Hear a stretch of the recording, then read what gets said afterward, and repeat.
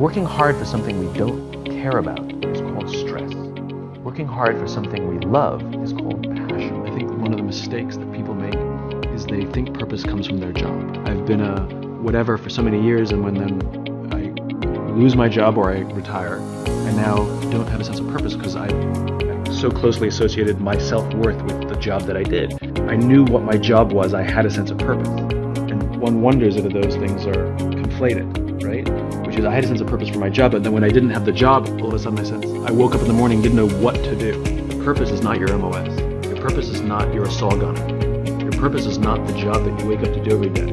Your purpose is something bigger. I have 5 little rules that you can follow as you find your spark and bring your spark to life. The first is to go after the things that you want. Let me tell you a story.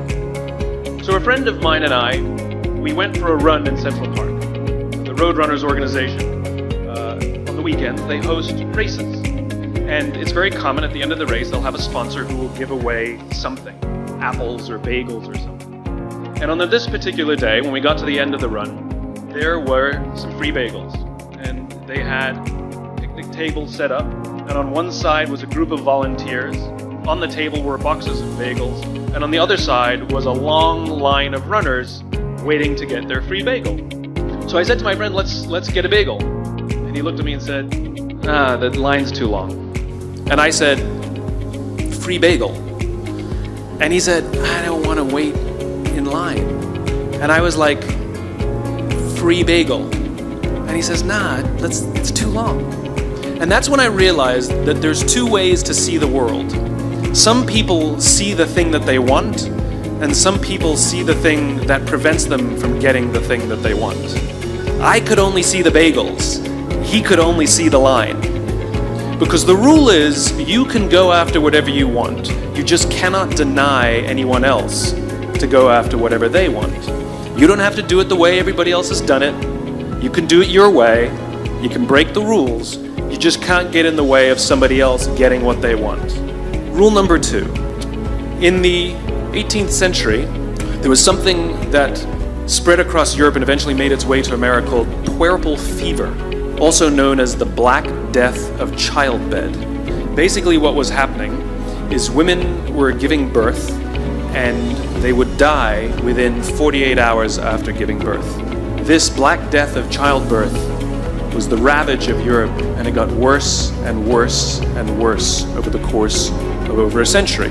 And these doctors and men of science wanted to study and try and find the reason for this Black Death of childbed, and so they got to work studying, and they would study the corpses of the women who had died. And in the morning they would conduct autopsies, and then in the afternoon they would go and deliver babies and finish their rounds. And it wasn't until somewhere in the mid-1800s that Oliver Wendell Holmes realized that all of these doctors who were conducting autopsies in the morning weren't washing their hands before they delivered babies in the afternoon. And he pointed it out and said, guys, you're the problem. And they ignored him and called him crazy for 30 years, until finally somebody realized that if they simply washed their hands, it would go away. And that's exactly what happened. When they started sterilizing their instruments and washing their hands, the Black Death of childbed disappeared. The lesson here is, sometimes you're the problem. Take accountability for your actions. You can take all the credit in the world for the things that you do right, as long as you also take responsibility for the things you do wrong. It must be a balanced equation. You don't get it one way and not the other. You get to take credit when you also take accountability. Lesson 3, take care of each other. The United States Navy SEALs are perhaps the most elite warriors in the world. And one of the SEALs was asked, who makes it through the selection process? Who is able to become a SEAL? And his answer was, I can't tell you the kind of person that becomes a SEAL. I can't tell you the kind of person that makes it through BUD/S, but I can tell you the kind of people who don't become SEALs. He says the guys that show up with huge bulging muscles covered in tattoos who want to prove to the world how tough they are, none of them make it through. He said the preening leaders who like to delegate all their responsibility and never do anything themselves, none of them make it through. He says some of the guys that make it through are skinny and scrawny. He said some of the guys that make it through, you will see them shivering out of fear. He says, however, all the guys that make it through, when they find themselves physically spent, emotionally spent, when they have nothing left to give physically or emotionally, somehow, some way, they are able to find the energy to dig down deep inside themselves, to find the energy to help the guy next to them. They become SEALs, he said. You want to be an elite warrior. It's not about how tough you are. It's not about how smart you are. It's not about how fast you are. If you want to be an elite warrior, you better get really, really good at helping the person to the left of you and helping the person to the right of you. Because that's how people advance in the world. The world is too dangerous and the world is too difficult for you to think that you can do these things alone. If you find your spark, I commend you. Now, who are you going to ask for help, and when are you going to accept help when it's offered? Learn that skill. Learn by practicing helping each other. It'll be the single most valuable thing you ever learn in your entire life, to accept help when it's offered and to ask for it when you know that you can't do it. The amazing thing is, when you learn to ask for help, you'll discover that there are people all around you who've always wanted to help you. They just didn't think you needed it because you kept pretending that you had everything under control. And the minute you say, I don't know what I'm doing, I'm stuck, I'm scared, I don't think I can do this, you will find that lots of people who love you will rush in and take care of you. But that'll only happen if you learn to take care of them first. Lesson 4. Nelson Mandela is a particularly special case study in the leadership world because he is universally regarded as a great leader. You can take other personalities, and depending on the nation you go to, we have different opinions about other personalities. But Nelson Mandela, across the world, is universally regarded as a great leader. And he was asked one day, how did you learn to be a great leader? And he responded that he would go with his father to tribal meetings. And he remembers two things when his father would meet with other elders. One, they would always sit in a circle. And two, his father was always the last to speak. You will be told your whole life that you need to learn to listen. I would say that you need to learn to be the last to speak. I see it in boardrooms every day of the week. Even people who consider themselves good leaders, who may actually be decent leaders, will walk into a room and say, here's the problem, here's what I think, but I'm interested in your opinion, let's go around the room. It's too late. The skill to hold your opinions to yourself until everyone has spoken does two things. One, it gives everybody else the feeling that they have been heard. It gives everyone else the ability to feel that they have contributed. And two, you get the benefit of hearing what everybody else has to think before you render your opinion. To keep your opinions to yourself. If you agree with somebody, don't nod yes. If you disagree with somebody, don't nod no. Simply sit there, take it all in, and the only thing you're allowed to do is ask questions so that you can understand what they mean and why they have the opinion that they have. You must understand from where they are speaking, why they have the opinion they have, not just what they are saying. Practice being the last to speak. One afternoon, I went to buy a cup of coffee, and there was a barista by the name of Noah who was serving me. Noah was fantastic. He was friendly and fun, and he was engaging with me, and I had so much fun buying a cup of coffee, I actually think I gave 100% tip, right?